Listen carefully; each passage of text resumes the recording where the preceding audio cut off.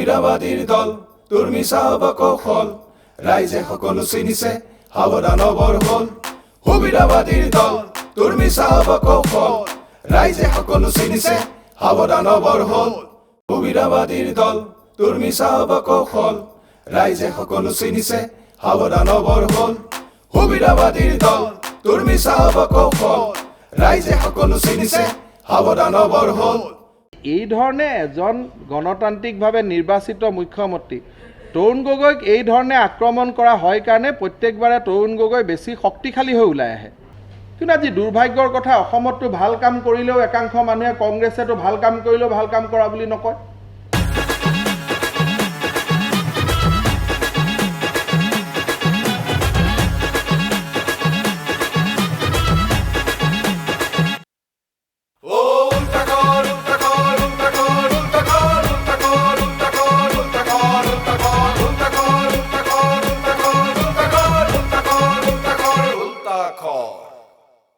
দুৰ্নীতিৰ কথাটো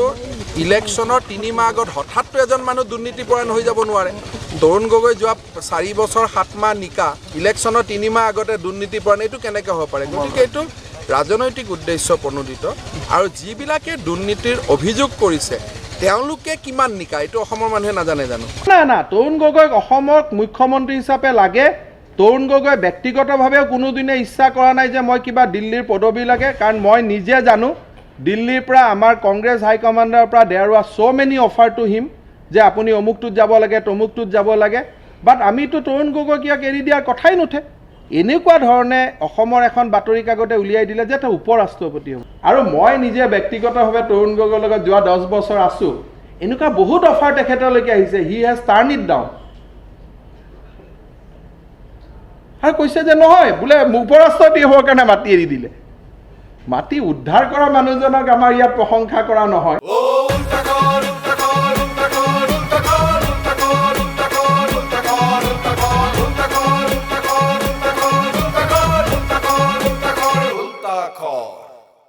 কথাটো হ'ল যে এভৰিবডি ইজ মাই কলিগ আৰু মই ভাবোঁ মোতকৈ সকলোৱে ভাল কাম কৰি আছে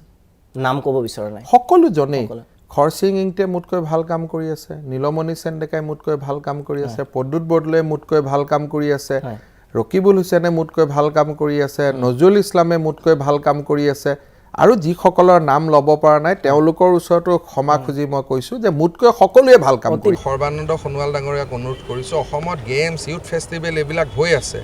ষ্টেডিয়াম বনাব লাগে ল'ৰা প্লেয়াৰ উলিয়াব লাগে আজি সৰ্বানন্দ এইটো এটা ইছ্যুৱে হ'ব নোৱাৰে যে চাফ গেমছ অসমত হ'ব নহ'ব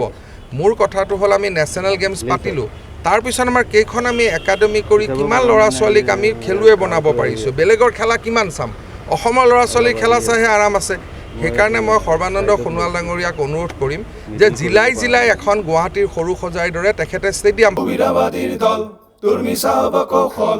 ৰাইজে সকলো চিনিছে সাৱধানবৰ হ'ল সুবিধাবাদীৰ দল তোৰ মিছা কৌশল ৰাইজে সকলো চিনিছে সাৱধানবৰ হ'ল সুবিধাবাদীৰ দল তোৰ মিছা কৌশল ৰাইজে সকলো চিনিছে সাৱধানবৰ হ'ল সুবিধাবাদীৰ দল তোৰ মিছা কৌশল ৰাইজে সকলো চিনিছে সাৱধানবৰ হ'ল ৰমেন ডেকা যদি জিকে ওদালগুৰিত হত্যা অপহৰণ বাঢ়িব নে কমিব সেই কথা আজি ৰমেন ডেকা ডাঙৰীয়াই ক'ব লাগে কিন্তু দুৰ্ভাগ্যৰ কথা আজি ৰমেন ডেকা ডাঙৰীয়াই কোনো গাঁৱত অহা নাই ৰমেন ডেকা ডাঙৰীয়াই কোনো বাগিচাত অহা নাই তেওঁ খালি ভাবিছে যে 2-এটা দল আৰু সংগঠনে মোক নিৰ্বাচনৰ বৈতৰণি পাৰ কৰা দীনেশ গোস্বামীয়ে অসমৰ ফাণ্ডিং পেটাৰ্ণ 70-30 পৰা 90-10 কৰি দিছিলে বিজয় সন্দিক পৱন সিং হাটোৱাৰ তৰুণ গগৈ এখেতসকলেও যেতিয়া কেন্দ্ৰত মন্ত্ৰী আছিলে নিজৰ নিজৰ জাগাত কিছুমান দেশৰ কাৰণে অসমৰ কাৰণে গুৰুত্বপূৰ্ণ কাম কিছুমান কৰি থৈ গৈছে গতিকে মই আশা কৰোঁ যে সৰ্বানন্দ সোণোৱাল ডাঙৰীয়াই এই কিবা গেমছ পাতা কিবা কাম সেইটো এটা ছাইডত চলি থাকক কিন্তু তেওঁ অসমৰ কাৰণে যাউতিযুগীয়া কাম এটা দুটা কৰি থৈ যাওক গতিকে তেওঁতো খেলাখন দেখুৱাব নোৱাৰিব মাজুলী উৎসৱখনটো দেখুৱাব নোৱাৰিব গতিকে তেওঁ যাতে ভৱিষ্যত প্ৰজন্মৰ আগত ক'ব পাৰে যে চা মই থাকোঁতে এইখিনি কাম মই কৰি থৈ গৈছিলোঁ তেনেকুৱা কাম তেখেতে কৰিব লাগে আৰু তাত আমাৰ শুভেচ্ছা আছে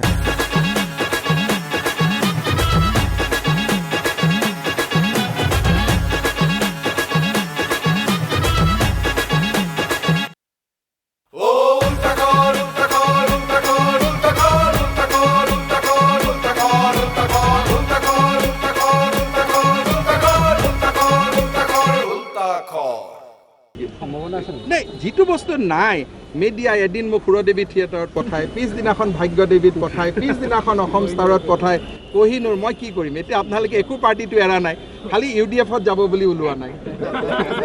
সেইটো উলিয়াই দিয়ক কালি পৰহি। ৰাইজে যিটো সততে সুধিব বিচাৰে আপোনাৰ পৰা, হয়তো সংবাদ মাধ্যমতো এই বিষয়ে চৰ্চা হয়, আপুনি কেতিয়া অনুভৱ কৰিলে যে আপোনাৰ এটা নিজৰ নিউজ চেনেলৰ প্ৰয়োজনীয়তা আছে? আছে নেকি মোৰ নিউজ চেনেল? আপোনাৰ নিউজ চেনেল নাই অসমত? মইতো নাজানো, মোৰ ৱাইফে মোৰ পৰিবাৰৰ আছে, মোৰ আছে বুলি মই নাজানো। সুবিধাবাদীৰ দল তোৰ মিছা হব কৌশল, ৰাইজে সকলো চিনিছে সাৱধান বৰ হল। সুবিধাবাদীৰ দল তোৰ মিছা হব কৌশল, ৰাইজে সকলো চিনিছে সাৱধান বৰ হল। এটা আমাৰ টেণ্ডেঞ্চি হ'ব যে নহয় আমি এই মানুহখিনিক আমাৰ ফালে আনিম। যদি আমাৰ ফালে আমি আনিব পাৰোঁ, Congress will have a quantum jump. তাৰমানে আমি আজি যিটো 70-80 চিট পাই আছোঁ বা 35% ভোট আমি পাওঁ বা 39% ভোট পাওঁ, উইথ ডেট 19% অসমত কংগ্ৰেছটো বহুত আগুৱাই যাব। এতিয়াই অসমত প্ৰথমবাৰ ডক্টৰ মনমোহন সিং ভৰি দিছিলে, সেইদিনাখনৰ পৰাই তেখেতৰ লগত মোৰ মধুৰ এটা সম্পৰ্ক। অসমত কংগ্ৰেছ চৰকাৰ তৃতীয়বাৰলৈকে ক্ষমতাত আমি আহিছোঁ, কাৰ কাৰণে আহিছোঁ? আজি অসমত NRC কৰিব লাগে, সিদ্ধান্ত কোনে লৈছিল? প্ৰধানমন্ত্ৰীয়ে সিদ্ধান্ত লৈছিল। সুবিধাবাদীৰ দল তোৰ মিছা হব কৌশল, ৰাইজে সকলো চিনিছে সাৱধান বৰ হল। সুবিধাবাদীৰ দল তোৰ মিছা হব কৌশল, ৰাইজে সকলো চিনিছে সাৱধান বৰ হল। সুবিধাবাদীৰ দল তোৰ মিছা হব কৌশল, ৰাইজে সকলো চিনিছে সাৱধান বৰ হল। সুবিধাবাদীৰ দল তোৰ মিছা হব কৌশল, ৰাইজে সকলো চিনিছে সাৱধান বৰ হল।